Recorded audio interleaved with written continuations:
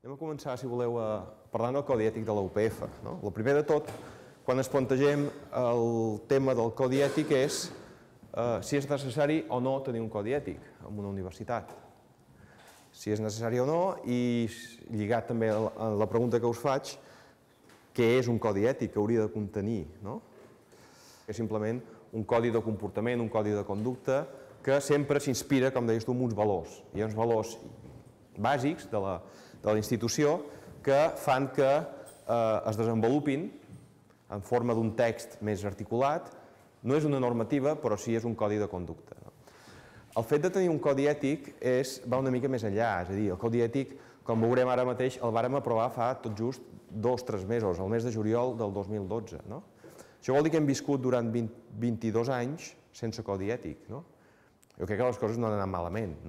Només que arriba un moment a la institució en què la diversitat, el nivell d'internacionalització de la universitat, la diversitat de gent que conflueix quant als seus orígens, quant a cultures diferents i de vegades quant a valors diferents, sigui necessari escriure i escriure en forma de codi ètic, no de normativa, però sí de codi ètic, una sèrie de principis bàsics, principis bàsics que ara mateix passarem a analitzar. És un codi ètic de la UPF, no és dels estudiants de la UPF, és de tota la UPF, per tant implica estudiants, òbviament, implica professors, també implica personal d'administració i serveis. Per tant, quan vam fer aquest esforç, el que vam fer va ser intentar pensar en tota la universitat, no només en alguna problemàtica concreta que pugui tenir algun col·lectiu concret.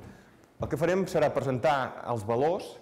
Crec que és més important presentar els valors que no el codi ètic.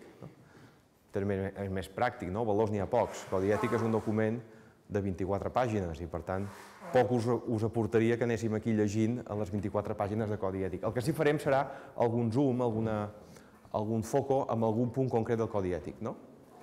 Del que es tracta, bàsicament, és d'identificar uns límits, límits de respecte, límits basats en els drets i deures de tothom i recordar-los, fixar-los. Hi ha límits bàsics. Què passaria ara si entressin 10 persones i avortessin la classe? Em convidessin a mi a sortir, a fer soroll, disbauxa, perquè jo no pogués acabar avui la classe.